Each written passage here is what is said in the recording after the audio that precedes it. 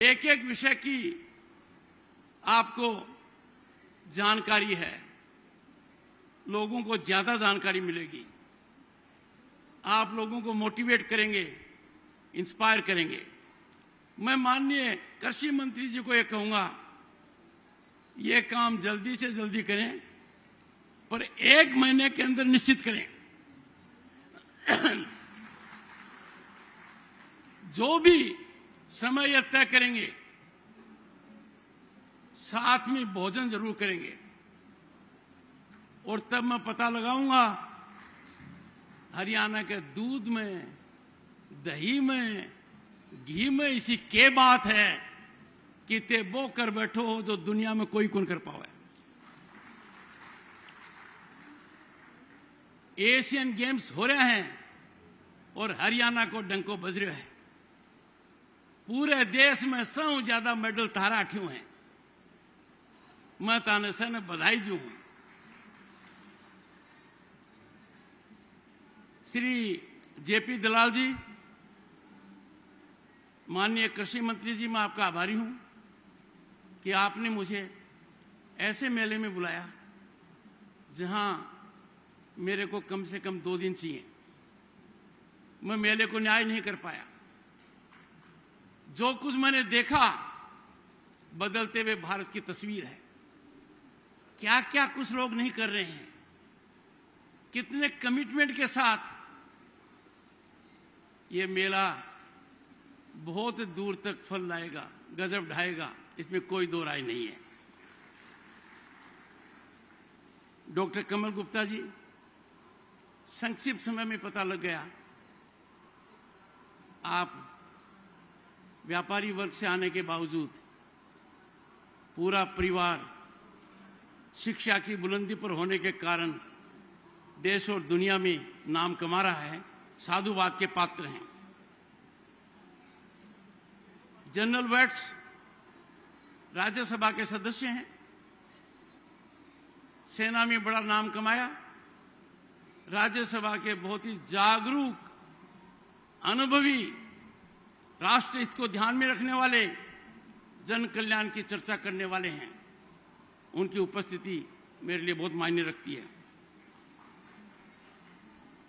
श्री विजेंद्र कुमार जी जब बोल रहे थे और आपका उद्बोधन पूरा नहीं हुआ,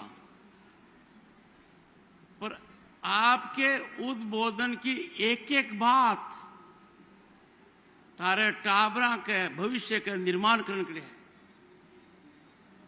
जो वो बोल रहे थे, वो जमीनी हकीकत का बदलाव था, आने वाले भविष्य की कल्पना थी। और आपके सामने रख रहे थे कि क्या हमने किया, क्या करने जा रहे हैं, और जो करने जा रहे हैं वो जमीनी हकीकत कैसे बनेगा। I congratulate such a committed bureaucrat, a very senior bureaucrat, for being very insightful, visionary, and a game changer for agriculture in Haryana. Professor B.R. Kamboj ji, vice chancellor साहब, विस्तार से बताया इन्होंने। ये तो ऐसे विश्वविद्यालय के वाइस चांसलर हैं जिस विद्यालय का नाम किन के नाम पर पड़ा है। भारत के प्रथम किसान प्रधानमंत्री चौधरी चरण सिंह।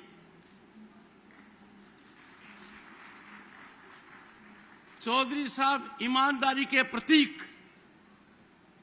चौधरी साहब के चरित्र में कोई मिलावट नहीं थी। चौधरी साहब 24 कैरेट गोल्ड। चौधरी साहब अपने सिद्धांत से कभी नहीं अलग हुए।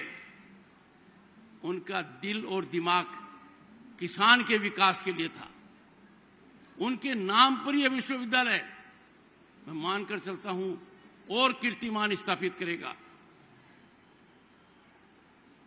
भाई आदित्य चौटाला आपके मार्केटिंग बोर्ड के चेयरमैन हैं।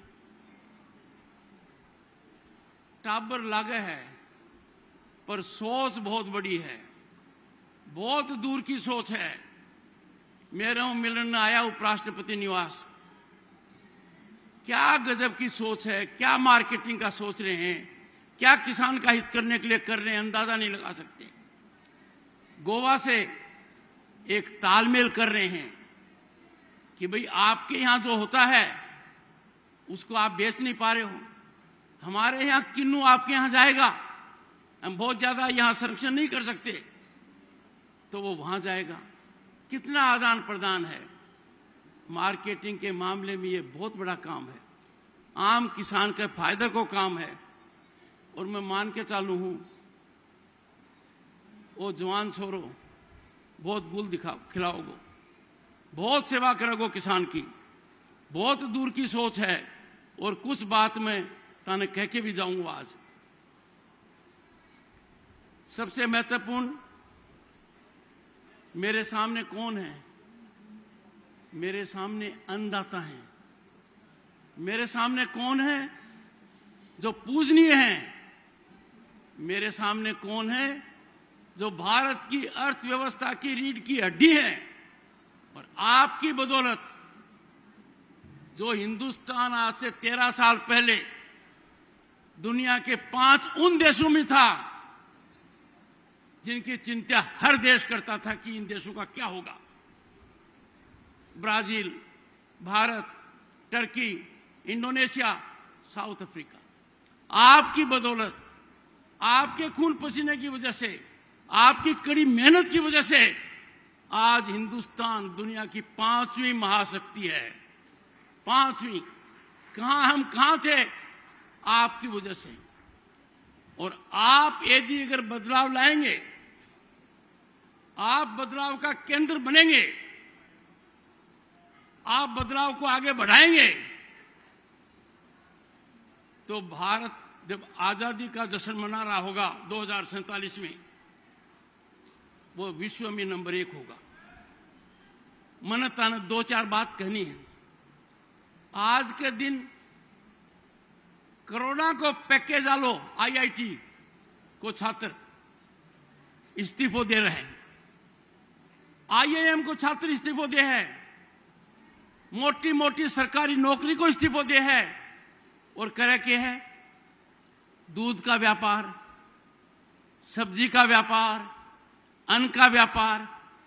कहने को मतलब यो है कि आज के दिन भारत शहर के देश में सौ ज्यादा संभावनाएं हैं, तो वो कृषि उत्पादक में है। हमें थोड़ा उभरना पड़ेगा। आज किसान क्या देख रहा है? बड़ा भारी बदलाव। भारत के प्रधानमंत्री ने ठान ली है, जो श्रद्धांजलि उन्होंने डॉक्टर एम एस स्वामीनाथन को दी, एक एक शब्द सुन सुनकर कहा उस आदमी ने क्या महारत हासिल की थी। अब गेंद किसान के पाले में है। किसान का टाबर टिकर, किसान का बेटा बेटी जो आज के दिन कृषि के उत्पादन के व्यापार में आ जाएगा तो गजब हो जाएगा, बहुत बड़ा बदलाव आएगा। अरे घर में चीज पैदा होती है, खेत खलियान में पैदा होती है, हम उसको जानते हैं, हम उसका व्यापार क्यों नहीं करें? बहुत बड़ा व्यापार है, बहुत बड़ा वर्ग है। मैं ताने राय दूं, राय को असर 100 साल तक पड़ेगा। खेत में अच्छी पैदा करो, पर पाछे में पैदावार ने, मैं उत्पाद ने मार्केट में लेने को काम भी तय करो। दूसरा, खेत में सरसों होती है, किसान का टाबर टिकर तेल कौन बनावे? और खेत में सब कुछ होता है, उसमें जो वैल्यू एडिशन का काम है, उसमें पैसे की बढ़ोतरी करने का काम है। सरकार की इतनी दूरगामी नीतियां हैं, स्कीम्स हैं, उसमें यदि अगर पढ़े लिखे रो छोरो और छोरी पढ़ जाएगा तो किसान को कल्याण हो जाएगा। और जो कहते हैं कि इनकम डबल हो रही है, ये दिन दूनी रात चौगनी प्रगति होगी, या बात मेरी ते मान लो। एक और बात है, किसान ने जरूरी है कि वो तकनीकी ने अपनावे। आपके दिल के कन्नले मैंने बड़ो आश्चर्य हुए। किसी ने बयान दे दिया मैं तो 10 साल पास भी ट्रैक्टर चलाऊंगा। पहले तो भाई क्यों चलाओगा, कानून 10 साल पास कौन चलाऊं दे। पर दूसरों बड़ो काम किया है, अरे नए ट्रैक्टर में सरकार की सबसे ज्यादा सब्सिडी है, नई तकनीकी आती है, तेल कम खर्च होता है, नई चीजें हम सीखते हैं। हमें एक जगह रुकना नहीं है, हमें लगातार बढ़ना है। इसीलिए मैंने कहा था कि यदि अगर किसान को व्यापार में आने का, किसान का कृषि उत्पादन में बढ़ोतरी करने का काम, उसके प्रोडक्ट बनाने का, वैल्यू एडिशन का कठिन शुरू हो सके है तो 8वीं हो सके है। क्योंकि तारे दूध घी कमाल का है। दूध दही घी में क्या चीज है, भारत को जवान, भारत को किसान, भारत को खिलाड़ी, और तीनियों में ते सब आगो। छोटी सी बात देखो, पहली बार भारत एशियन गेम्स में सेंचुरी मार दी, पहली बार 100 ज्यादा मेडल आया। पर तारा आटे का मेडल करीब करीब 1/3 है। पूरा देश 2/3 में ते एकला 1/3 में। यह बहुत बड़ी उपलब्धि है।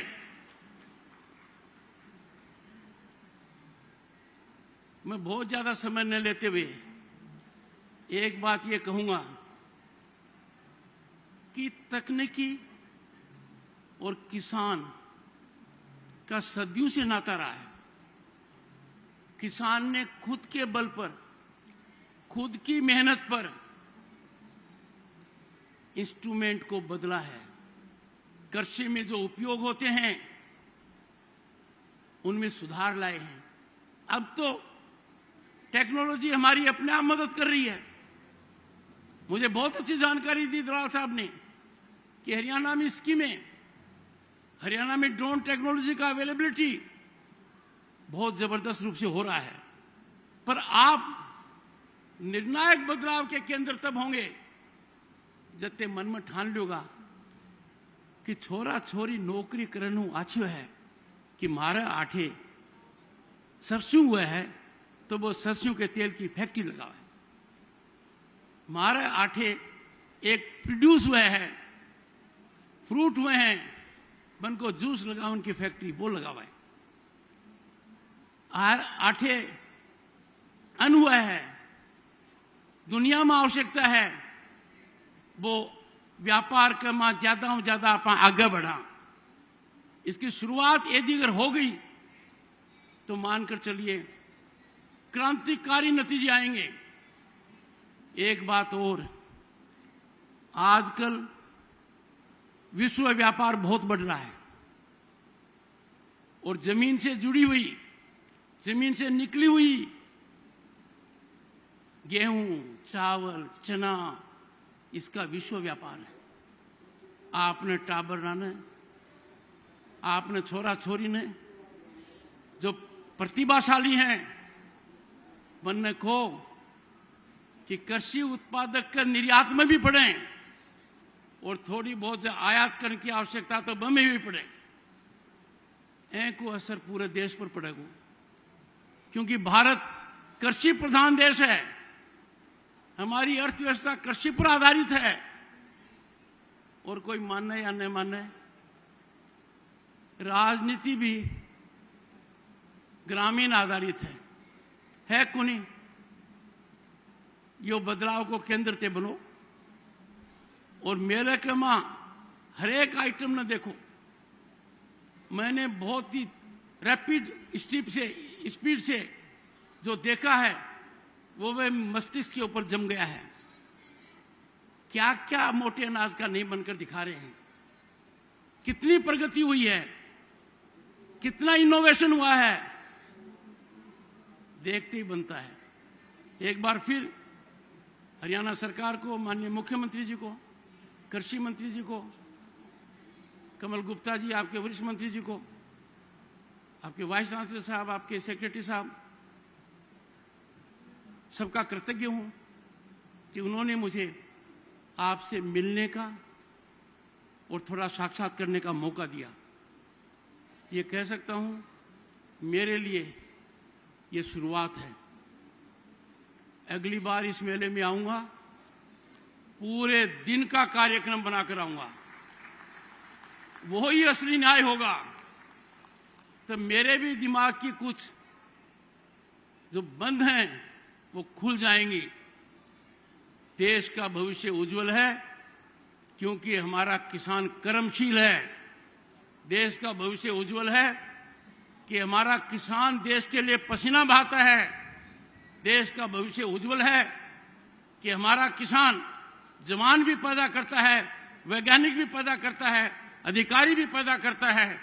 अब थोड़ा सा उसको कदम लेने की आवश्यकता, जो मैंने कहा कि वो व्यापार में भी पड़े। बहुत बहुत शुभकामनाएं। जय भारत। आप सबके करतल ध्वनि के साथ, आपके तालियों के साथ बहुत बहुत आभार माननीय उपराष्ट्रपति।